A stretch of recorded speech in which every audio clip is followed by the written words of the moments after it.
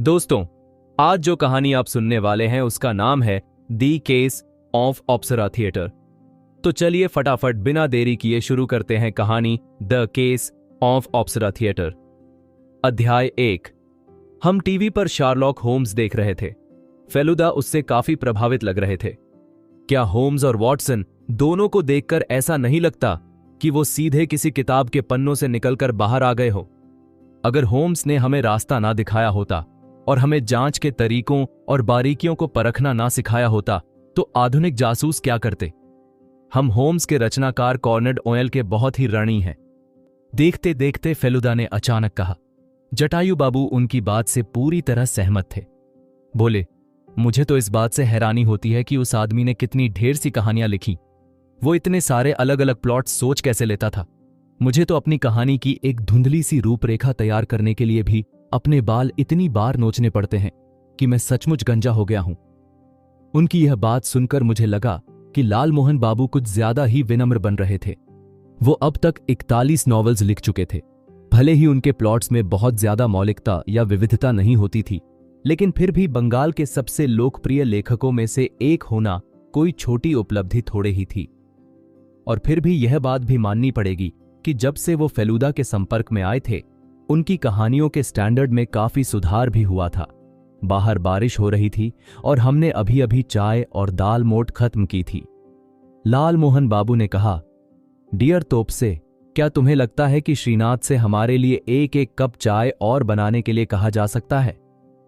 मैं चुपचाप उठा और श्रीनाथ से चाय के लिए कहने अंदर चला गया। जब मैं लौटा तो हमारे घर के बाहर एक कार के रुकने की आवाज आई और उसके तुरंत बाद दरवाजे की घंटी बजी। मैंने दरवाजा खोला तो देखा कि मध्यम कद काठी के क्लीन शेव्ड एक सज्जन खड़े थे, जिनकी उम्र शायद 40 के मध्य में रही होगी। उन्होंने मुझसे पूछा, क्या प्रदोष मित्र यहीं रहते हैं? प्लीज अंदर आ जाइए, फेलुदा ने अंदर से ही आवाज लगाकर कहा और फिर आने वाले के हाथ में थमी छतरी की तरफ इशारा करते हुए कहा, और उसे आप दरवाजे के पास रख सकते हैं। उस व्यक्ति ने वैसा ही किया और फिर सोफे पर बैठ गया। फिर उदा ने परिचय कराया। मैं प्रदोष मित्र हूं और यह मेरे मित्र लालमोहन गांगुली हैं और यह मेरा छोटा भाई तपेश। नमस्कार सर, शुक्र है आप घर पर ही मिल गए। मैंने आपको फोन करने की कोशिश की थी लेकिन फोन मिला नहीं। ओह बताइए, मैं आपके लिए क्या कर सकता हूं? जी हां, मैं उसी बात पर आ रहा हूं। पहले अपना परिचय दे दूं। मेरा नाम महतोष रॉय है। मुझे उम्मीद नहीं है कि आप मेरा नाम पहचानते होंगे, लेकिन मैं एक अभिनेता हूं, थिएटर का, फिल्मों का नहीं, और कुछ लोग मुझे जानते हैं। ओ, आप अप्सरा थिएटर में हैं, है ना? जी हां, बिल्कुल सही मिस्टर मित्र। फिलहाल में मैं प्रफुल्ल नाम के एक नाटक में एक्टिंग कर रहा हूं और आपके पास मैं इसलिए आया हूं क्योंकि मुझे लगता है कि मैं किसी खतरे में हूं। ओह, और आपको ऐसा क्यों लग रहा है? असल में मुझे धमकियां मिल रही हैं। मिस्टर मित्र, मुझे बिल्कुल अंदाजा नहीं है कि उनको कौन भेज रहा होगा, लेकिन वो सारी रिटर्न में है। मैं उनको अपने साथ लाया हूं। यह देखिए। महतोष रॉय ने अपनी जेब से कागज के 4 टुकड़े निकाले और उनको मेज पर रख दिया। उनमें से एक पर लिखा था, जरा संभल के। दूसरे पर लिखा था, तुम्हारे दिन अब गिनती के हैं। तीसरे और चौथे पर लिखा था, अपने पापों का फल भुगतो और अंत आ गया है। अपनी अंतिम प्रार्थना कर लो। यह सारे संदेश कैपिटल लेटर्स में लिखे गए थे। यह बताना असंभव था कि क्या सभी को एक ही हाथ से लिखा गया था। फेलुदा ने उससे सवाल किया, क्या यह सारे संदेश डाक से आए थे? जी हां, पिछले 7 दिनों के भीतर। और क्या आप जरा भी अंदाजा नहीं लगा सकते कि इनको किसने भेजा होगा? जी नहीं, मैं सचमुच कल्पना नहीं कर सकता कि किसी को भी ऐसा करने की क्या जरूरत पड़ी होगी। क्या आप किसी ऐसे व्यक्ति के बारे में नहीं सोच सकते जिसके मन में आपके प्रति कोई रंजिश या दुश्मनी हो? देखिए मिस्टर मित्र, मैं थिएटर में काम करता हूं। कलाकारों के बीच हमेशा छोटी मोटी ईर्ष्याएं चलती रहती हैं। मैं 2 साल से अप्सरा थिएटर के साथ हूं। उससे पहले मैं रूपमंच के साथ था। जब मैं अप्सरा में शामिल हुआ तो मुझे एक दूसरे एक्टर की जगह लेने के लिए कहा गया था। अब स्वाभाविक रूप से उसे यह अच्छा नहीं लगा। और वो शायद अभी भी इस बात के लिए गुस्से में हो सकता है। उस आदमी का नाम क्या है? जी, जगन्मय भट्टाचार्य। उसने बहुत ज्यादा शराब पीना शुरू कर दिया था, इसीलिए उसे हटाना पड़ा था, और मुझे यह नहीं मालूम कि फिलहाल वो कहां है। ठीक है, क्या आप किसी और के बारे में सोच सकते हैं? मेरा एक छोटा भाई है मिस्टर मित्र, जिससे मेरी पटरी नहीं बैठती। वो बुरी संगति में पड़ गया और गुमराह हो गया था। हमारे पिता कुछ समय बाद उससे तंग आ गए थे और आखिरकार उन्होंने अपनी जो भी संपत्ति थी वो पूरी तरह से मेरे नाम कर दी। मेरा भाई अब नेचुरल है इस बात से परेशान था। वो मुझसे अलग ही रहता है। हम शायद ही कभी कभार मिलते हैं। इनके अलावा मैं किसी और ऐसे दूसरे व्यक्ति के बारे में नहीं सोच सकता जो मेरे प्रति कोई द्वेष रखता हो। ओ, तो ऐसी सिचुएशन में मिस्टर महतोष, मैं आपको यह सलाह देने के अलावा और कुछ नहीं कर सकता कि आप कहां जाते हैं और किससे मिलते हैं। इस बारे में सावधान रहें। वैसे आप रहते कहां हैं? जी, बालीगंज में। मेरा पता है 5 पंडिता प्लेस। क्या आप अकेले रहते हैं? जी हां, बस एक रसोइया है और एक नौकर है। मेरी शादी नहीं हुई है। मुझे सचमुच खेद है मिस्टर रॉय, लेकिन मैं वाकई इस लेवल पर अभी कुछ नहीं कर सकता। ये सारे पत्र अलग अलग जगहों से पोस्ट किए गए थे, इसलिए मैं किसी विशेष स्थान से जांच भी शुरू नहीं कर सकता। आमतौर पर जो लोग धमकी भरे पत्र भेजते हैं वो असल में उन धमकियों पर अमल नहीं करते कभी भी। वो सिर्फ डर और चिंता और परेशानी पैदा करना चाहते हैं, और यही यह व्यक्ति कर रहा है आपके साथ। वैसे मुझे यह भी लगता है कि आपके लिए पुलिस के पास जाना बेहतर होगा। पुलिस? मिस्टर रॉय की आवाज में थोड़ा संकोच और निराशा थी। हां, पुलिस। क्यों? क्या आपको उनसे कोई शिकायत है? नहीं नहीं, बिल्कुल नहीं। तो फिर मेरा यही सुझाव है मिस्टर रॉय कि आप सीधे अपने लोकल थाने पर जाएं और वहां पर रिपोर्ट दर्ज कराएं। उनको बिल्कुल वही सारी बातें बताएं जो आपने मुझे बताई हैं। मिस्टर रॉय उठ खड़े हुए। फेलुदा उनको छोड़ने के लिए मुख्य दरवाजे तक गए, फिर अपनी सीट पर लौटे और बोले। उनकी उंगलियों में से एक पर सफेद निशान था। वो हाल ही तक एक अंगूठी पहना करते थे। मैं सोच रहा हूं कि उसका क्या हुआ होगा। क्या आपका मतलब यह है कि उन्होंने उस अंगूठी को बेच दिया होगा? जटायु बाबू ने पूछा। हां, इस बात की पूरी संभावना है। उनके जूते भी काफी खराब हालत में थे। प्रफुल्ल नाटक में उनका रोल बहुत ही छोटा है। हीरो का रोल अप्सरा थिएटर के स्टार नेपाल लाहिड़े निभा रहे हैं, लेकिन ऐसा कौन होगा जो उनको इस तरह से परेशान कर रहा होगा? मैंने पूछा। यह बताना तो असंभव है तौब से। यह उन 2 लोगों में से कोई एक हो सकता है जिनका उन्होंने जिक्र किया, लेकिन नहीं भी हो सकता है। असल में मैं इस केस को हाथ में नहीं लेने के बारे में सोच रहा था। गुमनाम धमकियां जो होती हैं ना, वो चाहे मौखिक हो या लिखित, शायद ही कभी किसी बड़े अंजाम तक पहुंचती हैं। अब देखो, जब से मैंने काम शुरू किया है मुझे न जाने कितनी धमकियां मिली हैं। अगर मैं उनको गंभीरता से लेने लगूं तो मैं शायद कभी घर से बाहर कदम ही नहीं रख पाऊंगा। यह बात उस दिन वहीं खत्म हो गई, लेकिन महतोष रॉय को मिली धमकियां खोखली नहीं थीं, और यह बात हमें 3 दिन बाद पता चली। अध्याय 2। यह एक दैनिक अखबार में छपी एक छोटी सी रिपोर्ट थी। अप्सरा थिएटर के अभिनेता महतोष रॉय लापता हो गए थे। जाहिर तौर पर जब उनका कोई शो नहीं होता था तो वे शाम को झील के किनारे टहलने जाया करते थे। परसों यानी सोमवार को वो खाली थे, इसलिए वह टहलने गए, लेकिन वहां से वापस नहीं लौटे। उनके नौकर ने पुलिस को सूचना दी, लेकिन अभी तक उनका कोई पता नहीं चल पाया था। इस रिपोर्ट को पढ़कर फेलुदा थोड़े झुंझुलाए हुए से दिखे। बोले, मैंने उनसे सावधान रहने के लिए कहा था। मैंने कहा था कि उनको कोई बेफालतू का जोखिम नहीं उठाना चाहिए। किसने उनसे कहा था कि वे घर छोड़कर बिना किसी वजह के यूं घूमने चल दें? मुझे लगता है मुझे उनके घर जाना चाहिए, क्योंकि वो मदद के लिए मेरे पास आए थे। क्या तुम्हें उनका पता याद है तो अब से? हां फेलुदा, याद है। 5 पंडिता प्लेस, बालीगंज। बहुत बढ़िया, याद मुझे भी था। मैं तो बस तुम्हारी याददाश्त की परीक्षा ले रहा था। कुछ ही देर बाद हम उनके घर पर थे। ये 2 मंजिलों वाला एक छोटा सा मकान था। मिस्टर रॉय ग्राउंड फ्लोर पर रहते थे। उनके नौकर ने दरवाजा खोला और हमने उन्हें बताया कि हम कौन हैं। उसने हमें अंदर आने के लिए कहा। फेलुदा ने उससे पूछा, तुम्हारे मालिक मदद मांगने मेरे पास आए थे? उन्हें धमकी भरे पत्र मिल रहे थे। क्या तुम इस बारे में जानते थे? जी हाँ हुजूर, मैं 22 साल से उनके साथ हूं। वो मुझे सब कुछ बताते थे। मैंने उनसे कहा था कि जब तक जरूरी ना हो घर से बाहर ना निकलें, लेकिन उन्होंने मेरी बात मानी ही नहीं। उस शाम जब वो रात 9 बजे के बाद भी नहीं लौटे तो मैं खुद उनको ढूंढने गया। मुझे वो बिल्कुल सटीक जगह पता थी जहां उनको टहलना पसंद था, और वो बेंच भी पता थी जहां पर वो अक्सर बैठते थे, लेकिन वो मुझे वहां कहीं नहीं मिले। फिर एक पूरा दिन बीत गया, तब भी वो वापस नहीं आए। मैं पुलिस के पास भी गया, लेकिन वो लोग भी उनको नहीं ढूंढ पाए। क्या तुम अभी हमारे साथ चल सकते हो और हमें वो जगह दिखा सकते हो जहां तुम्हें लगता है कि मिस्टर रॉय को आखिरी बार देखा गया होगा? जी हां हुजूर, चलिए। तुम्हारा नाम क्या है वैसे? जी दीनबंधु हुजूर। हमने एक टैक्सी ली और झील के पास पहुंच गए। दीनबंधु ने झील के किनारे एक पेड़ के नीचे रखी बेंच की तरफ इशारा किया, जहां मिस्टर रॉय टहलने के बाद बैठते थे।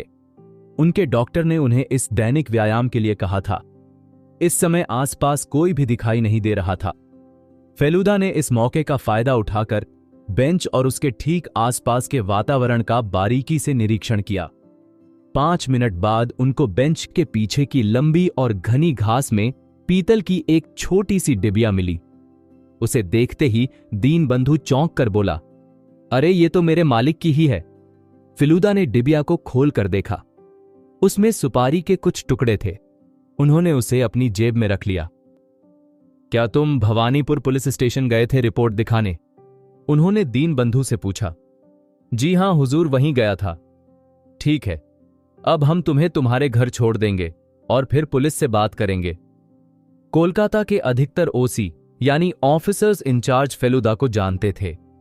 भवानीपुर के ओसी सुबोध अधिकारी थे, एक सख्त लेकिन हंसमुख व्यक्ति। उन्होंने आश्चर्य के साथ हमारा स्वागत किया। अरे आप सुबह सुबह कैसे आना हुआ?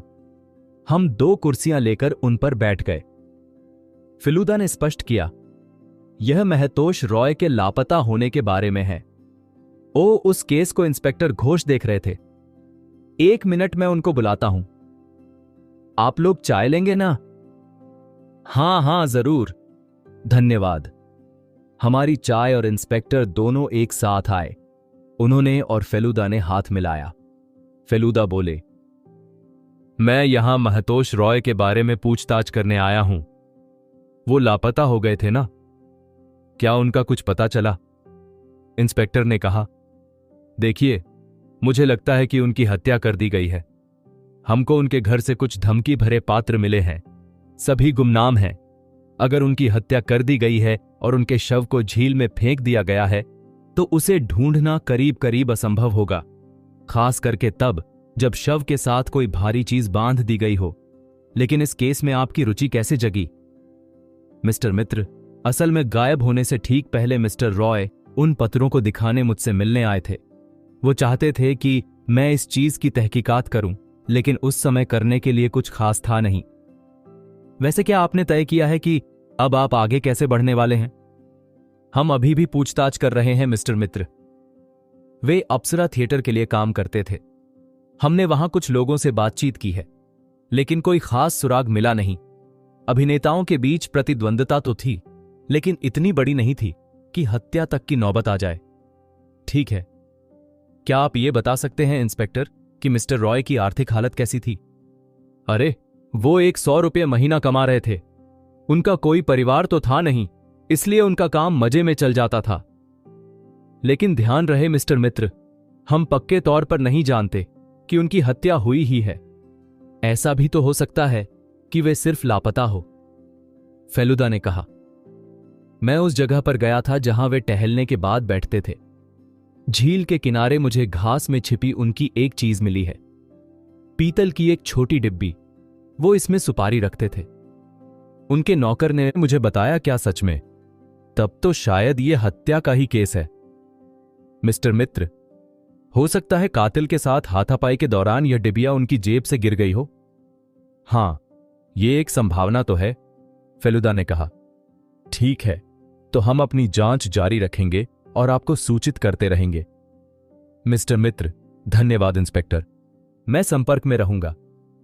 हमने अपनी चाय खत्म की और पुलिस स्टेशन से बाहर आ गए। बाहर आते ही फेलुदा बोले, मुझे लगता है हमें अप्सरा थिएटर जाना चाहिए। तुम जाओ और उस केमिस्ट की दुकान से लालमोहन बाबू को फोन करो और उनसे कहो कि वो भी वहां आ जाए। मैंने फोन कर दिया और फिर हमने एक टैक्सी ली और फिर अप्सरा थिएटर के लिए निकल गए, जो श्याम बाजार में था। अध्याय 3। हमने लालमोहन बाबू को अप्सरा थिएटर के बाहर इंतजार करते पाया।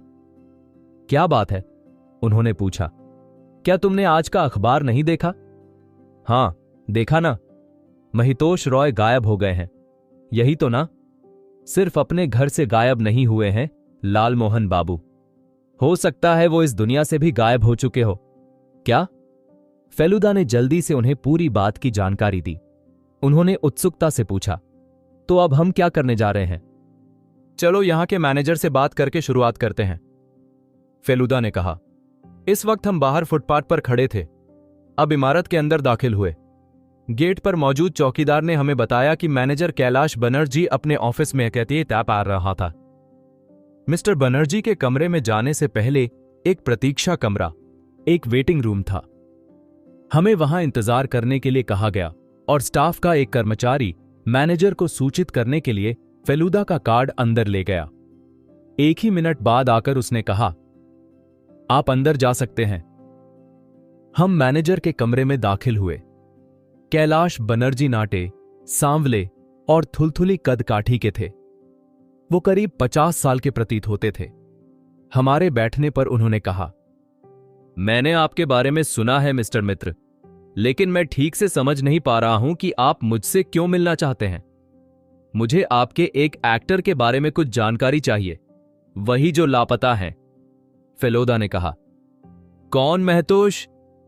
लेकिन पुलिस तो पहले ही यहां आ चुकी है। उन्होंने पहले ही बहुत सारे सवाल पूछे थे। हां, मैं जानता हूं, लेकिन मेरी दिलचस्पी इसलिए है क्योंकि महतोष रॉय गायब होने के कुछ ही समय पहले मेरे पास आए थे। उनको जो धमकियां मिल रही थीं, उन्हें लेकर वो चिंतित थे। लिखित धमकियां मिल रही थीं। हे भगवान, क्या इसका मतलब यह है कि वो मारे गए हैं? मुझे तो लगा कि वो बस अपने लेनदारों से छिप रहे हैं। जी नहीं, यह मामला उतना सरल नहीं है। अच्छा ठीक है, वैसे मैं आपको बता दूं कि उनके ना होने से हमें बहुत ज्यादा परेशानी नहीं हुई है। मुझे पहले ही एक अस्थायी रिप्लेसमेंट मिल गया है। कल पुलिस आई थी, लेकिन हम असल में उनकी कोई मदद नहीं कर सके। महतोष का यहां एक भी करीबी दोस्त नहीं था। वे काफी अलग थलग और रिजर्व रहते थे। मैं कहूंगा कि वे एक अच्छे एक्टर तो थे, लेकिन इतने अच्छे नहीं थे कि लीड रोल निभा सकें। उनकी यह महत्वाकांक्षा थी कि वे उसी नाटक में हीरो की भूमिका निभाएं जो हम अभी मंचित कर रहे हैं। आपने जो बात कही कैलाश बाबू, क्या उसका मतलब यह है कि उनका कोई दुश्मन नहीं था? मैंने अभी कहा ना हुजूर कि ना तो उनका कोई दोस्त था और ना ही कोई दुश्मन। क्या आपके यहां कुछ टाइम पहले जगन्मय भट्टाचार्य नाम का एक एक्टर नहीं था? हां, था ना, लेकिन उनको तो बहुत समय पहले ही जाने के लिए कह दिया गया था और भट्टाचार्य की जगह महतोष ने ली है ना? अरे हां, बिल्कुल सही कहा आपने। इसके बारे में तो मैं पूरी तरह से भूल ही गया था। क्या आपके पास भट्टाचार्य का एड्रेस है? जी हां, है तो सही, लेकिन यह उनका पुराना एड्रेस है। हो सकता है कि वो अब तक वहां से कहीं और चले गए हो। कोई बात नहीं, आप हमें एड्रेस दे दीजिए, हम पता कर लेंगे। मिस्टर बनर्जी ने घंटी बजाई। करीब 25 साल का एक युवक आया। उन्होंने उससे कहा, जरा जगन्मय भट्टाचार्य का एड्रेस निकालो और मिस्टर मित्र को दे दो। 2 मिनट में वह युवक लौट कर आया और बोला, 27 निर्मल बोस स्ट्रीट। लालमोहन बाबू ने हमें बताया कि यह पता अप्सरा थिएटर से ज्यादा दूर का नहीं था। हमने मिस्टर बनर्जी को धन्यवाद दिया और वहां से चल दिए।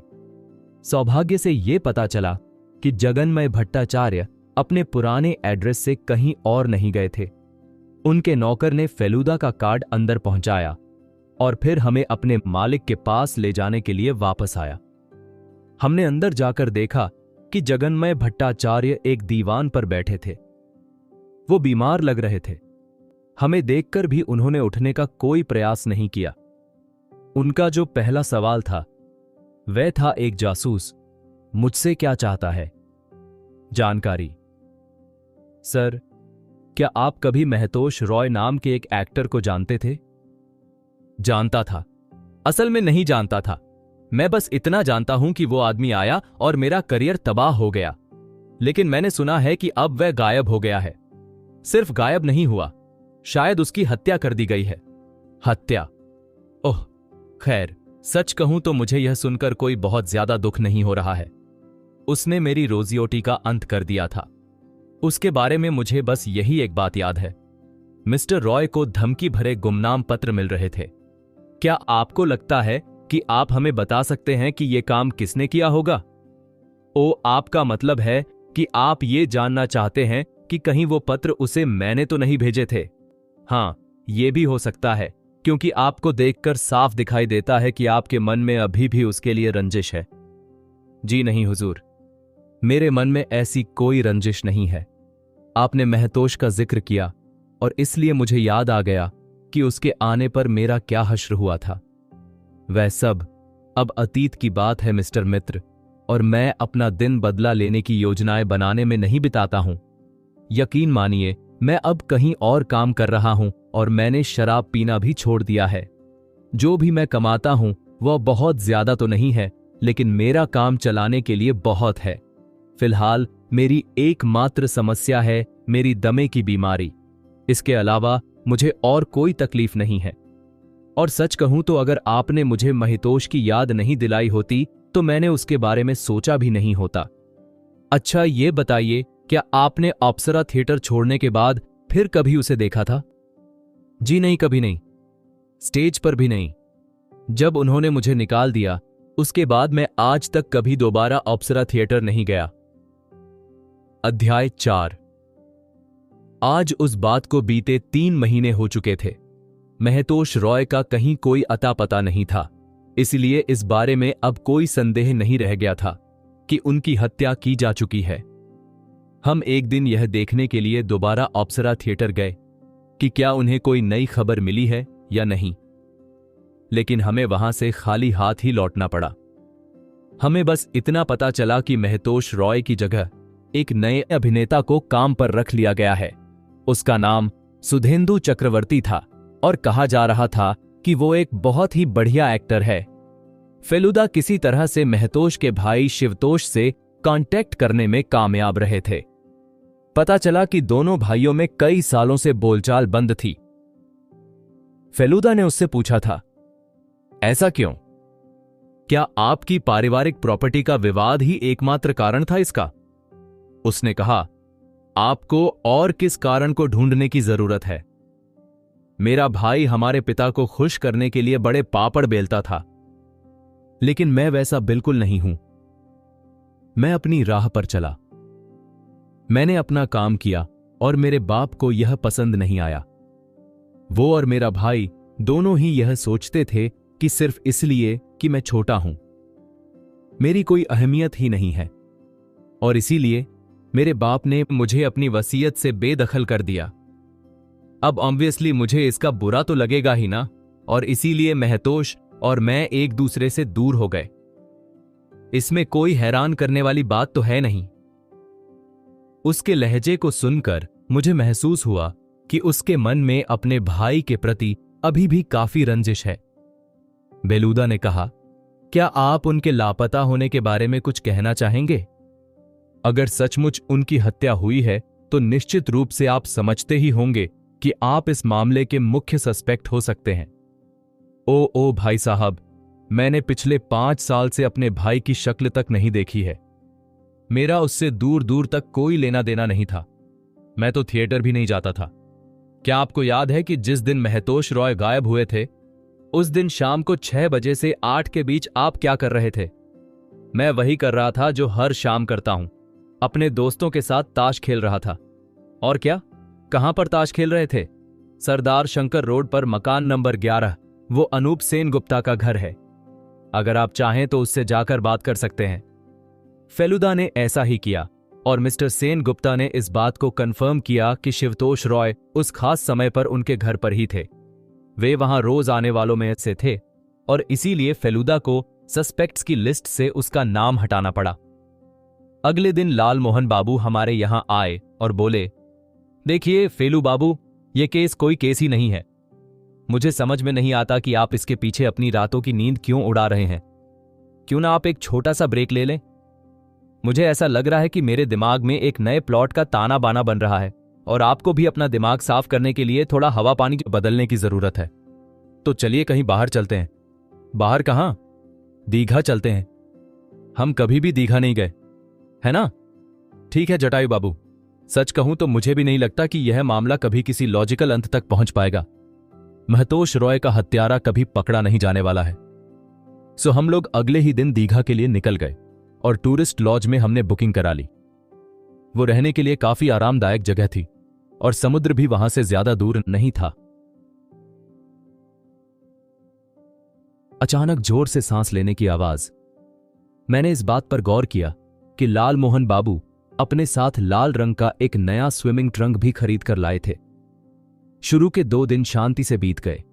तीसरे दिन शाम को फेलुदा ने अखबार उठाया, क्योंकि कोलकाता से दीघा तक अखबार पहुंचने में पूरा दिन लग जाता था। उन्होंने उस पर सरसरी नजर डाली और अचानक उनके मुंह से एक तेज चीख निकली। I can't believe it! क्या बात है? लाल मोहन बाबू और मैं एक साथ चिल्लाए। अप्सरा थिएटर के एक और व्यक्ति की हत्या हो गई है। नेपाल लाहिड़ी, वो उनके हीरो थे, हमेशा मेन रोल निभाते थे। ये आखिर चल क्या रहा है? मैंने जल्दी से फेलुदा के हाथ से अखबार लिया और फटाफट वो रिपोर्ट पढ़ी। उसमें लिखा था कि नेपाल लाहिड़ी हत्या वाली शाम को एक टैक्सी से घर लौट रहे थे। रास्ते में वो एक दोस्त से मिलने के लिए रुके। उस दोस्त का घर एक छोटी सी गली में था। जैसे ही मिस्टर लाहिड़ी ने गली में कदम रखा, किसी ने उन्हें चाकू मार दिया। पुलिस ने केस की जांच शुरू कर दी थी। मिस्टर लाहिड़ी की पत्नी और उनका 12 साल का बेटा इस मामले पर कोई भी रोशनी डालने में असमर्थ थे। लाल मोहन बाबू ने पूछा, अब हम क्या करें? हम कोलकाता लौट रहे हैं और आप कुछ सवाल पूछने के लिए फिर से अप्सरा थिएटर जाएंगे। लेकिन मैं ही क्यों फेलू बाबू? क्योंकि आज सुबह समुद्र में नहाते समय मेरे टखने में मोच आ गई थी और मुझे लग रहा है कि कल तक इसमें मुझे तेज दर्द होने लगेगा। इसलिए तब तो मेरा सुझाव है फेलू बाबू कि हम आज रात ही कोलकाता लौट चलें। अगर आप घर पर रहेंगे तो अपने टखने को बेहतर तरीके से आराम दे पाएंगे। हाँ ठीक है, लेकिन क्या आपको लगता है जटायु बाबू कि आप मेरी जगह संभाल लेंगे ना?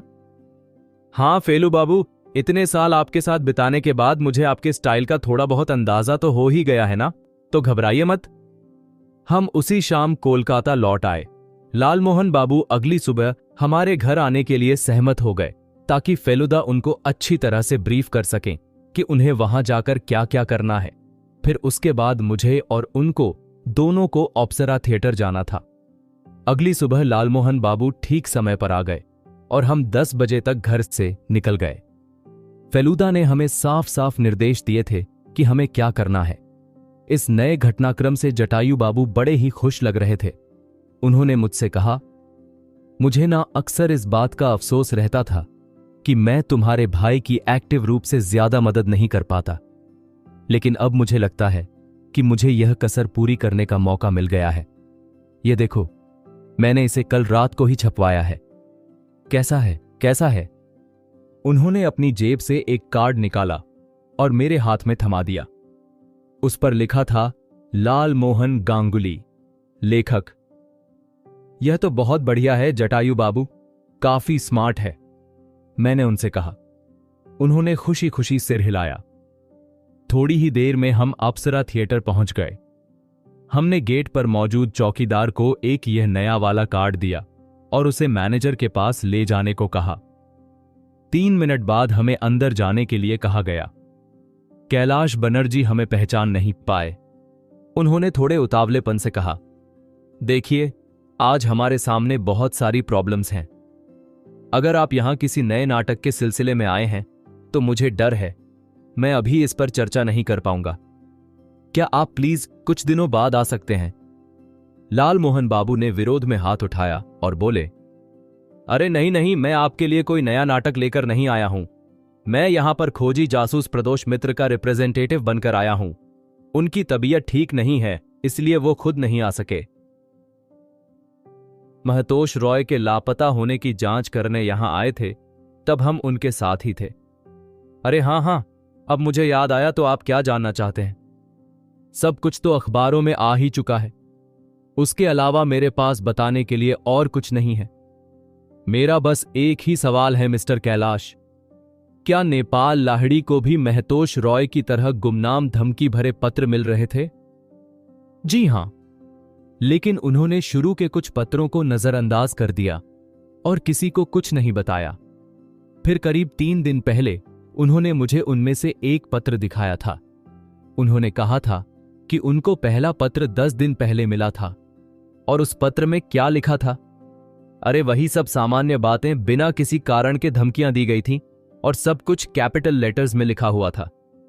मैंने नेपाल से सावधान रहने को कहा था, लेकिन वो खुद को असल लाइफ में भी हीरो समझने लगे थे, सिर्फ इसलिए क्योंकि वो स्टेज पर हीरो का रोल निभाते थे। तो उन्होंने कहा है, इस तरह की बेवकूफी भरी चीजें मुझे परेशान नहीं करती। और जरा देखिए अब उनके साथ क्या हो गया है। अच्छा, वे रहते कहां थे? 27 नकुलेश्वर भट्टाचार्य लेन में। वो शादीशुदा थे ना? जी हां। वो किस दोस्त से मिलने के लिए रास्ते में रुके थे? क्या आपको कोई अंदाजा है? भाई, अगर वो किसी गली में जाने के लिए रुके थे तो हो सकता है कि वो शशधर चैटर्जी हो। वो एक छोटी गली में रहते हैं। वो भी एक अभिनेता हैं, रूपम थिएटर के लिए काम करते हैं। क्या अप्सरा थिएटर में नेपाल लाहिड़ी का कोई दुश्मन था? मिस्टर बनर्जी, अब मुझे कैसे पता होगा सर? हर सफल अभिनेता के दुश्मन और उसे जलन करने वाले लोग तो होते ही हैं ना। हमारी राइवल कंपनियों के लोग भी नेपाल से जलते थे। वे जानते थे कि अगर नेपाल ने हमारा साथ छोड़ दिया तो अप्सरा पर कितना बुरा असर पड़ने वाला है। ओह, क्या इसका मतलब यह है कि अब आपके नाटकों का मंचन पूरी तरह से बंद हो गया है? हमें प्रफुल्ल नाटक का आखिरी शो रद्द करना पड़ा है, जो आज रात को होने वाला था। फिर उसके बाद हम आलमगीर नाम के एक नए नाटक पर काम करने वाले थे। नेपाल उसमें भी मेन रोल निभाने वाले थे। अब हम एक नए अभिनेता को आजमा रहे हैं। वो नया है, लेकिन उसकी दाढ़ी काफी घनी है और वो इस किरदार के लिए काफी अच्छा लग रहा है। उसे किसी तरह के मेकअप की भी जरूरत नहीं पड़ेगी और उसकी एक्टिंग भी बुरी नहीं है। हमें किसी ना किसी तरह अपना काम तो चलाना ही होगा ना। इससे पहले कि जटायु बाबू कुछ और पूछते, मुझे अचानक एक बात याद आई जो फेलुदा ने हमें करने के लिए कही थी। मैंने कहा, क्या हमें आपके सारे मुख्य अभिनेताओं के नाम और पते मिल सकते हैं? मिस्टर मित्र शायद उनमें से कुछ से बात करना चाहेंगे। मिस्टर बनर्जी ने अपनी सेक्रेटरी को बुलाया, जिसने हमें जरूरी नामों और पतों की एक लिस्ट सौंप दी। जटायु बाबू ने पूछा, वो दोस्त कहां रहता है? मेरा मतलब जिससे वो मिलने जा रहे थे। आपने शशधर चैटर्जी नाम बताया था ना? जी, वो मोती मिश्री लेन में रहते हैं। वहीं पर उनकी हत्या की गई थी। ठीक है, धन्यवाद। अब वहां और रुकने का कोई मतलब नहीं लग रहा था, इसलिए हमने उनको नमस्कार कहा और वहां से विदा ली। अध्याय 5। मोती मिस्त्री लेन इतनी संकरी निकली कि हमें अपनी कार बाहर मेन रोड पर ही खड़ी करनी पड़ी। एक पान की दुकान वाले ने हमें बताया कि शशधर चैटर्जी कहां रहते हैं। हमने घर ढूंढ लिया और दरवाजा खटखटाया। एक अधेड़ उम्र के आदमी ने दरवाजा खोला। जी कहिए, उन्होंने खोजी नजरों से हमारी तरफ देखते हुए कहा। जी, हम शशधर चैटर्जी से मिलना चाहते हैं। क्या वो घर पर हैं? मैं ही चैटर्जी हूं। कहिए, मैं आपकी क्या मदद कर सकता हूं? जटायु बाबू ने एक और कार्ड निकाला और उनकी तरफ बढ़ा दिया। मिस्टर चैटर्जी की आंखों में उसे देखकर चमक आ गई। आप मशहूर लेखक लालमोहन गांगुली हैं? जी, मशहूर होने का तो पता नहीं, लेकिन लेखक जरूर हूं। अरे, मैंने आपकी लिखी हुई हर एक किताब पढ़ी है। लेकिन आपका यहां कैसे आना हुआ? मुझे मेरे दोस्त प्रदोष मित्र ने भेजा है। अरे, मैं उनको भी जानता हूं। प्लीज अंदर आइए आप लोग। हमने उनके कमरे में कदम रखा। कमरे का अधिकतर हिस्सा एक बड़े से पलंग ने घेर रखा था, लेकिन वहां पर 2 कुर्सियां भी थीं।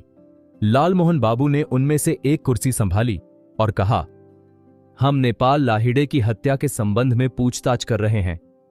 क्या आप हमें इसके बारे में कुछ बता सकते हैं?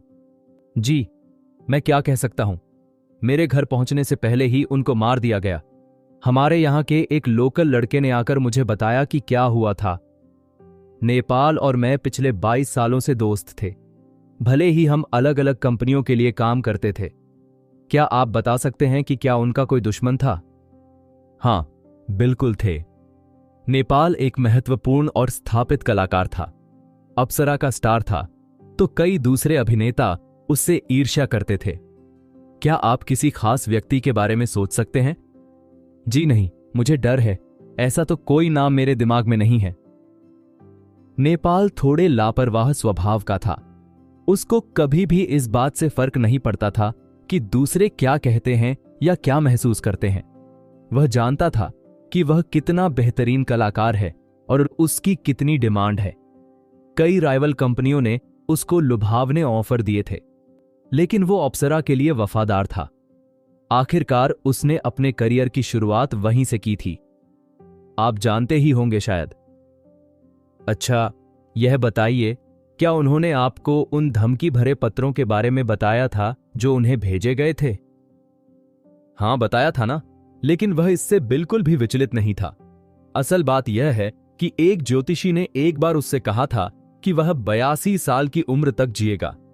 नेपाल को उसकी बात पर पूरा भरोसा था। उसका तो यह भी मानना था कि वह उतनी उम्र तक भी काम करता रहेगा और असल में स्टेज पर ही उसकी मौत होगी। और अब जब यह सब हो गया है तो सच कहूं तो मैं काफी उदास महसूस कर रहा हूं, और इसके अलावा मेरे पास कहने के लिए और कुछ नहीं है। हम मिस्टर चैटर्जी का इशारा समझ गए और उठ खड़े हुए। उनको धन्यवाद देकर हम बाहर आ गए।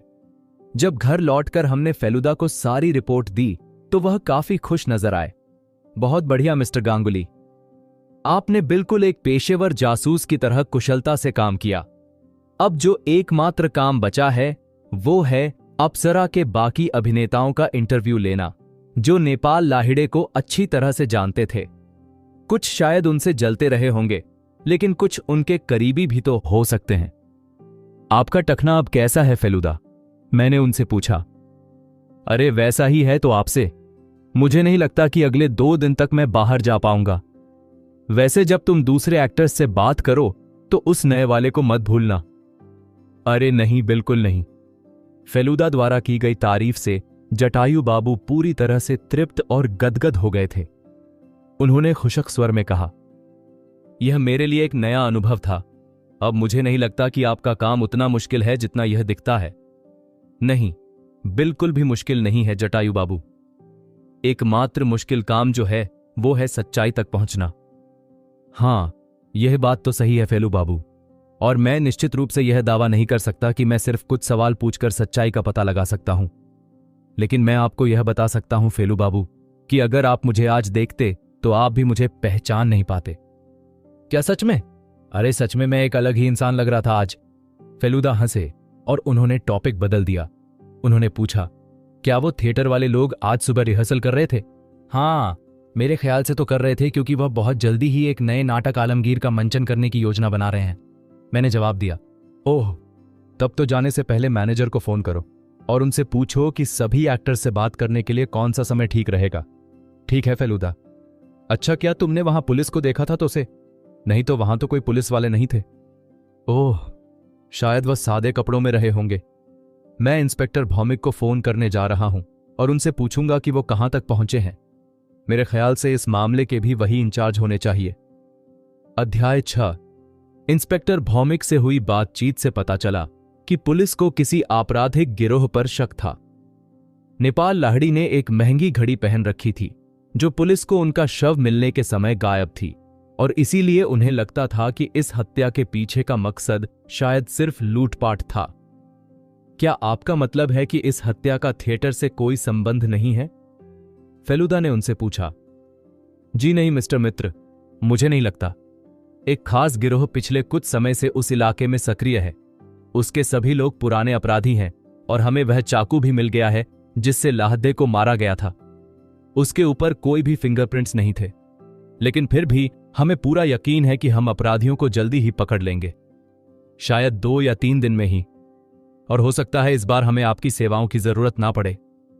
मिस्टर मित्र, फील्दा ने फोन बंद किया और कहा, अब मैनेजर को फोन लगाओ। तौब से हमें उन अभिनेताओं से बात करने की जरूरत है। 3 कोशिशों के बाद मेरी कैलाश बनर्जी से बात हो पाई। उन्होंने कहा, पुलिस पहले ही यहां आकर जा चुकी है और सबसे बात कर चुकी है, लेकिन अगर आपको इस पूरे प्रोसेस को दोबारा ही दोहराना है तो फिर आप प्लीज गुरुवार को सुबह 10:30 बजे आइएगा। रिहर्सल 11 बजे शुरू होती है और आपको अपना काम उस आधे घंटे में ही खत्म करना होगा। फोन बंद करने के बाद फेलुदा ने मुझसे कहा, तुम्हें सिर्फ 4 लोगों से बात करने की जरूरत है टॉप से, अप्सरा के टॉप 3 एक्टर और वो नया वाला अभिनेता। गुरुवार को लालमोहन बाबू और मैं 10:30 बजे से थोड़ा पहले ही अप्सरा थिएटर पहुंच गए। आज लालमोहन बाबू और भी ज्यादा स्मार्ट और आत्मविश्वास से भरे दिख रहे थे। उनका पूरा हाव भाव ही बदल चुका था। जब हमने मैनेजर को यह बताया कि हम सिर्फ 4 लोगों से बात करना चाहते हैं तो उन्होंने कहा, ओह, तब तो बेहतर होगा कि आप धरणी से शुरुआत करें। धरणी सान्याल वह हमारे सबसे सीनियर एक्टर हैं, 26 सालों से हमारे साथ हैं। हम मैनेजर के कमरे से जुड़े वेटिंग रूम में बैठे थे। कुछ मिनट बाद धरणी सान्याल ने वहां प्रवेश किया। वह करीब 50 साल की उम्र के थे। शेर के अय्याल जैसे उनके लंबे घने बाल थे और आंखें थोड़ी झुकी हुई थीं। आई एम धरणी सान्याल, आप दोनों जासूस हैं? जी हां, हम नेपाल लाहिड़ी की मौत की जांच कर रहे हैं, लाल मोहन बाबू ने सीधे सीधे कहा। धरणी सान्याल बोले, नेपाल को कुछ दिनों से अजीब-ओ-गरीब गुमनाम पत्र मिल रहे थे। मैंने उससे सावधान रहने को कहा था, लेकिन उसने कोई ध्यान नहीं दिया। भगवान जाने उसे मोती मिस्त्री लेन जाने की क्या जरूरत पड़ी थी। वह बिल्कुल भी सेफ इलाका नहीं है। अगर वह कुछ दिनों तक अपने दोस्त से नहीं मिलता तो क्या फर्क पड़ जाता। मैंने उसे पुलिस को सूचित करने के लिए भी कहा था, लेकिन वह बस हंस पड़ा। ऐसा ही कुछ हमारे एक दूसरे अभिनेता के साथ भी हुआ था। उसका नाम महतोष रॉय था, लेकिन महतोष कोई बड़ा स्टार नहीं था और उसके गायब होने से कंपनी को कोई ज्यादा नुकसान भी नहीं हुआ था। अच्छा, यह बताइए, क्या नेपाल लाहिड़ी का कोई दुश्मन था? जटायु बाबू ने पूछा। हां, निश्चित रूप से था। ईर्ष्या एक बहुत ही आम बात है, खास करके अभिनेताओं के बीच। लेकिन अगर आप यह चाहते हैं कि मैं आपको कोई स्पेसिफिक नाम बताऊं या आपको यह बताऊं कि कौन सस्पेक्ट हो सकता है, तो आई एम सॉरी, मैं आपकी कोई मदद नहीं कर पाऊंगा। क्या वह कभी आपके घर पर आए थे? जटायु बाबू ने पूछा। जी नहीं, हम यहां हफ्ते में 3 बार मिलते थे और मैं उनको इतनी अच्छी तरह नहीं जानता था कि बाकी दिनों में भी उनसे मिलने की इच्छा रखूं। जिस समय नेपाल लाहिड़ी की हत्या हुई उस समय आप क्या कर रहे थे? मैं अपने एक दोस्त काली किंकर घोषाल के घर पर था। वहां कीर्तन चल रहा था, उसमें शामिल था। अगर आप चाह तो कंफर्म कर सकते हैं। ठीक है, धन्यवाद, अब आप जा सकते हैं। धरणी सान्याल चले गए और उनके बाद आए दीपेन बोस। सान्याल से थोड़े छोटे, क्लीन शेप्ड, छोटे घुंघराले बालों वाले और होठों से सिगरेट लटकाए हुए। उन्होंने कहा, नेपाल और मैं इस थिएटर में एक साथ आए थे। मैं भी उसकी तरहत्वाकांक्षी था, लेकिन मेरे अंदर उतना टैलेंट नहीं था। नेपाल में तो गजब का हुनर था। क्या आप उनसे ईर्ष्या करते थे? हां, अक्सर करता था भाई। मैं अक्सर सोचता था कि कितना अच्छा होता अगर नेपाल मेरे रास्ते से हट जाए तो। स्टारडम के मेरे रास्ते में एकमात्र वही तो रोड़ा था। आप बहुत ही ईमानदार हैं मिस्टर बॉस। क्या आपने कभी अपने इन विचारों पर अमल करने के बारे में नहीं सोचा? अरे नहीं, मैं एक बहुत ही आम सा आदमी हूं और मुझे एक परिवार के बारे में भी सोचना होता है। किसी की हत्या की योजना बनाना और उसे अंजाम देना ऐसा काम है जो मैं कभी नहीं करूंगा, सिवाय शायद नाटक के स्टेज के। मेरे मन में नाटकीय विचार आते हैं क्योंकि मैं नाटकों में अभिनय करता हूं, लेकिन उनको रियल लाइफ में अंजाम देना नहीं हुजूर, बिल्कुल भी नहीं। अच्छा, यह बताइए, उस शाम जब मिस्टर लाहिड़े की हत्या हुई तब आप कहां थे और क्या कर रहे थे? मैं उस समय एक सिनेमा घर में था, लेकिन मैं इसे साबित नहीं कर सकता क्योंकि मैं पुराने टिकट के टुकड़े संभाल कर नहीं रखता। आपने कौन सी फिल्म देखी थी? हार्ट थ्रोब। कैसी थी फिल्म? बकवास थी। ठीक है, अब आप जा सकते हैं। तीसरे अभिनेता का नाम था भोजंग राय। वह 50 से कुछ ज्यादा के लग रहे थे। उनकी आंखें धंसी हुई थीं, गाल पिचके हुए थे, नाक तोते जैसी नुकीली थी और बाल पतले थे। लालमोहन बाबू ने उनसे पूछा, नेपाल लाहिड़ी के साथ आपके संबंध कैसे थे? नेपाल अप्सरा में मेरा सबसे अच्छा और करीबी दोस्त था। क्या आपके पास उनकी मौत के बारे में कहने के लिए कुछ है? यह पिछले कई सालों की सबसे बड़ी ट्रेजेडी है, जिसने न सिर्फ अप्सरा को बल्कि थिएटर की पूरी दुनिया को झकझोर कर रख दिया है। नेपाल एक बहुत ही अद्भुत एक्टर था। हमारे बीच कभी कोई टकराव नहीं हुआ, क्योंकि वह हमेशा मेन रोल निभाता था और मैं छोटे रोल करता था। क्या आप उन धमकियों के बारे में जानते थे जो उसे मिल रही थीं? हां, जब उसे पहला पत्र मिला तो उसने मुझे बताया था और मैंने उसे तुरंत चेतावनी दी थी कि इस बात को हल्के में ना ले और मोती मिस्त्री लेन जाना बंद कर दे। वह इलाका अपराधियों से भरा पड़ा है, लेकिन नेपाल ने सब कुछ नजरअंदाज कर दिया। उसे यकीन था कि वह 82 साल की उम्र तक जिएगा। क्या इसका मतलब यह है कि आप सोचते हैं कि उसे किसी आम हथियारबंद लुटेरे ने मारा है? कुछ और भला क्या सोचा जा सकता है? उसकी घड़ी तो गायब थी ना। वह कम से कम 7000 की थी, ओमेगा घड़ी थी। हमारे पास अब उनके लिए कोई और सवाल नहीं था। भुजंग राय ने हमें धन्यवाद दिया और चले गए।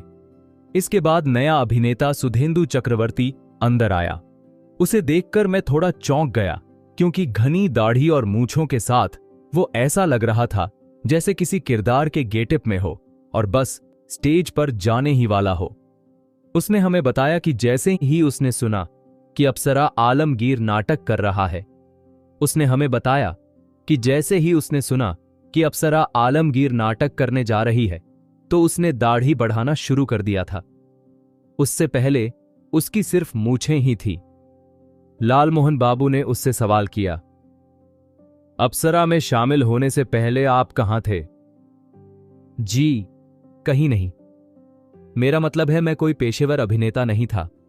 कभी कभार निजी क्लबों के नाटकों में छोटे मोटे रोल कर लिया करता था, बस इतना ही। लेकिन भले ही मैं प्लाईवुड बेचने का एक छोटा सा बिजनेस चलाता हूं, एक्टिंग हमेशा से मेरे लिए एक पैशन रहा है। सालों तक मैं आईने के सामने खड़े होकर अलग अलग नाटकों के अलग अलग किरदार निभाता था और डायलॉग्स को तब तक रटता था जब तक वह पूरी तरह से याद ना हो जाए। अब मुझे ऐसा करने की जरूरत नहीं है, लेकिन मेरा वह पैशन अभी भी कायम है। क्या आपको आलमगीर नाटक में कोई रोल मिला है? जी, मुझसे वादा किया गया है कि मुझे मिलेगा। यह मेन रोल भी हो सकता है। अभी कुछ भी फाइनल तय नहीं हुआ है। आप रहते कहां हैं? GIM हर्स्ट्रो में। और अब आपके बिजनेस का क्या होगा? मैं उसे छोड़ दूंगा। वो मैं सिर्फ इसलिए कर रहा था क्योंकि मुझे एक्टिंग का कोई सही मौका अभी तक नहीं मिला था। अब मैं एक फुल टाइम अभिनेता बन सकता हूं। ठीक है। एक आखिरी सवाल, क्या आप नेपाल लाहिड़ी से कुछ जान पहचान कर पाए थे इतने दिनों में? जी, बस थोड़ी सी। लेकिन मैंने पहले कई बार उनकी एक्टिंग देखी थी और मैं उनका बहुत बड़ा फैन था। ठीक है, अब आप जा सकते हैं। अध्याय 7। फेलुदा ने हमारी सारी रिपोर्ट ध्यान से सुनी, फिर कहा, मैं देख रहा हूं कि तुम दोनों ने मेरे बिना भी काफी अच्छा काम संभाल लिया। जटायु बाबू बोले, भाई, सवाल पूछना तो काफी आसान है, लेकिन मुझे यह बिल्कुल समझ में नहीं आ रहा है कि इन सारे जवाबों का नतीजा क्या निकलता है। सच कहूं तो मैं पूरी तरह से अंधेरे में हूं। फेलू बाबू, अगर लाहिड़ी को किसी हथियारबंद लुटेरे ने मारा है तो पुलिस निश्चित रूप से उसे पकड़ ही लेगी। तो इस सब में रहस्य कहां है? जटायु बाबू, कोई आम लुटेरा किसी गली में किसी आदमी को मारने से पहले कभी भी उसे गुमनाम पत्र नहीं भेजता। अरे हां, यह तो मैंने सोचा ही नहीं। यह तो बिल्कुल सही बात है। तो क्या आपको यह लगता है फेलू बाबू कि एक ही आदमी ने महतोष रॉय और लाहिड़ी दोनों को मारा है? हां, या तो उसी व्यक्ति ने या उसी गिरोह के दो अलग अलग लोगों ने। लेकिन उनका मकसद क्या हो सकता है फेलू बाबू? देखिए, ऐसा हो सकता है कि किसी दूसरी थिएटर कंपनी ने इन दोनों आदमियों को मरवाया हो। अप्सरा को अपने दो मुख्य अभिनेताओं को बदलने और खुद को फिर से सेटल करने में काफी समय लग जाएगा। तो ऐसे में एक राइवल कंपनी आसानी से उनके इस नुकसान का फायदा उठा सकती है। खैर चलो, तुम दोनों ने आज बहुत कुछ किया है, अब मुझे अपना काम करने दो। आप क्या करने वाले हैं फेलुदा? मैंने पूछा।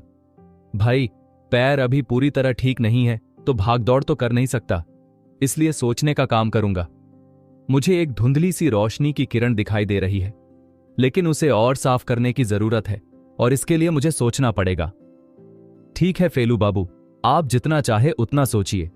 मैं यहां शांति से बैठकर एक कप चाय पीऊंगा, तब से जरा जाकर श्रीनाथ से चाय के लिए कह दो। जब मैं श्रीनाथ से चाय बनाने के लिए कहकर लौटा तो फेलूदा आंखें बंद किए हुए थ्योरियां चढ़ाए बैठे थे। क्या वह सचमुच घर से बाहर कदम रखे बिना ही इस रहस्य को सुलझा लेने वाले थे? मेरे मन में यही उथल पुथल चल रही थी। थोड़ी देर बाद उन्होंने अचानक पूछा, क्या इनमें से किसी भी अभिनेता को किसी तरह का कोई नशा या कोई लत थी? जैसे उदाहरण के लिए, क्या उनमें से कोई धूम्रपान करता था? हां, दीपेन बोस के हाथों में सिगरेट थी और जहां तक मुझे लगता है भुजंग राय नस्वार लेते हैं और सुधेंदु चक्रवर्ती सुपारी चबा रहे थे। ठीक है। कमरे में फिर से सन्नाटा छा गया। श्रीनाथ के चाय लाने पर जटायु बाबू ने अपने लिए एक कप चाय उली और बड़े चाव से उसे पीने लगे। मैंने एक मैगजीन उठाई और उसके पन्ने पलटने लगा। यह सन्नाटा 5 मिनट तक जारी रहा। फिर फेलोदा ने अपनी आंखें खोली और इस वक्त उनकी आंखें उत्तेजना से चमक रही थीं। उन्होंने धीमी आवाज में कहा, लालमोहन बाबू, यह सुधेंदु चक्रवर्ती जो नया आया है, क्या वो मध्यम कद का था? हां, और उसका रंग एकदम साफ था। हां, उम्र 40 से 45 के बीच होगी। अरे हां, क्या बात है फेलू बाबू, क्या आप उस आदमी को जानते हैं? सिर्फ मैं ही नहीं, तुम दोनों भी उसे जानते हो। आपका मतलब क्या है? मुझे लगता है कि सारी कड़ियां अब जुड़ गई हैं, लेकिन पहले मुझे इंस्पेक्टर भौमिक को एक फोन करना है। मैंने नंबर डायल किया और रिसीवर फेलूदा को दे दिया। उन्होंने कहा, इंस्पेक्टर भौमिक, मैं प्रदोष मित्र बोल रहा हूं। देखिए, यह अप्सरा थिएटर के उन अभिनेताओं के कत्ल के बारे में है। मैंने अभी अभी यह केस सॉल्व कर लिया है कि नेपाल लाहिड़ी को किसने मारा है। अरे नहीं नहीं, वो आपका कोई एक्स क्रिमिनल नहीं था। मैं आपको सब कुछ बताऊंगा, लेकिन मुझे डर है कि आपको मेरे पास ही आना पड़ेगा, क्योंकि मैं अभी चलने फिरने में असमर्थ हूं। हाँ, ठीक है, आप 1 घंटे में आ सकते हैं। ठीक है, मिलते हैं। उन्होंने रिसीवर नीचे रख दिया और देखा कि लालमोहन बाबू और मैं फटी फटी आंखों से उन्हें ताक रहे थे। वो जोर से हंसे और बोले, ऐसे क्या बुड़बक की तरह मुझे देख रहे हो? चलो, अब मैं तुम दोनों को और ज्यादा सस्पेंस में नहीं रखूंगा।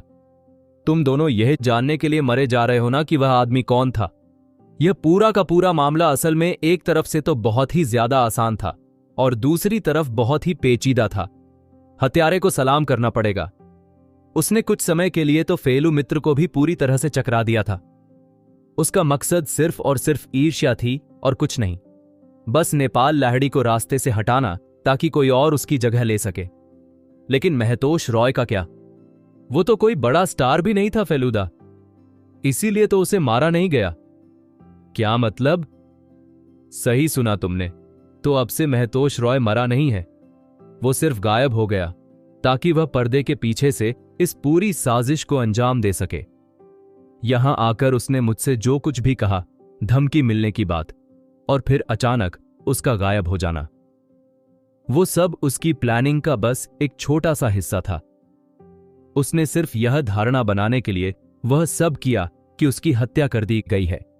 वो असल में अभी भी जिंदा है, एक नए पते पर रह रहा है और उसने एक नया नाम रख लिया है। वो पीतल की डिब्बियां वहां झील के पास घास में इसलिए गिराई गई थी ताकि वो निश्चित रूप से पुलिस को या हमें मिल जाए और हम मान लें कि उसके ऊपर हमला किया गया था और उसे मार दिया गया था और उसकी लाश को झील में फेंक दिया गया था। अरे क्या दिमाग पाया है उस बंदे ने, जटायु बाबू ने कहा। दाढ़ी बढ़ाने में उसे 3 महीने लग गए। फिर वह अपनी आवाज बदल बदल कर बात करने की सावधानी बरतते हुए अप्सरा लौट आया। असल में एक घनी दाढ़ी मूंछ किसी के भी लुक को पूरी तरह से बदल सकती है। वह जानता था कि उसे महतोष रॉय के जाने से पैदा हुए खालीपन को भरने में कोई मुश्किल नहीं होगी। अप्सरा को एक नए चेहरे की तलाश तो थी ही, यानी सुधेंदु चक्रवर्ती ही महतोष रॉय है। बिल्कुल सही। एकमात्र चीज जो वह नहीं छोड़ सका वह थी उसकी सुपारी चबाने की आदत। लेकिन उसने गलती इतनी कर दी कि उसे तुम्हारी मौजूदगी में ऐसा नहीं करना चाहिए था। हां, इस बात में कोई संदेह नहीं है कि उसकी यह दुष्ट योजना पूरी तरह से सफल हो जाती अगर तुम दोनों ने मेरी मदद ना की होती। उस आदमी की त्वाकांक्षा ने उसे एक बेरहम कातिल बना दिया। उसने पुलिस की आंखों में धूल झोंकने के लिए ही नेपाल लाहिड़ी की वह घड़ी चुराई थी। लेकिन वह यह नहीं जानता था कि उसका सामना फेलू मित्तर और उनकी टीम से होने वाला है। अब उसे मेरे पास आने के अपने फैसले पर बड़ा ही पछतावा होने वाला है। फेलूदा बिल्कुल सही थे। इंस्पेक्टर भौमिक ने अगली सुबह हमें फोन करके फेलूदा की बताई हर बात की पुष्टि कर दी और अपराधी को तुरंत फुरत गिरफ्तार कर लिया गया। लालमोहन बाबू मुझे एक कोने में ले गए और मेरे कान में फुसफुसाकर बोले, अब मुझे समझ में आया कि तुम्हारे भाई में और मुझ में कहां पर फर्क है। कहां पर फर्क है जटायु बाबू? उन्होंने अपनी एक उंगली से अपने सिर को थपथपाया और उदास स्वर में बोले, यहां अंदर। दोस्तों, यह कहानी आपको कैसी लगी? इसके बारे में अपनी राय कमेंट बॉक्स में जरूर शेयर करें। जल्दी ही अगली कहानी के साथ फिर मुलाकात होगी। तब तक के लिए विदा।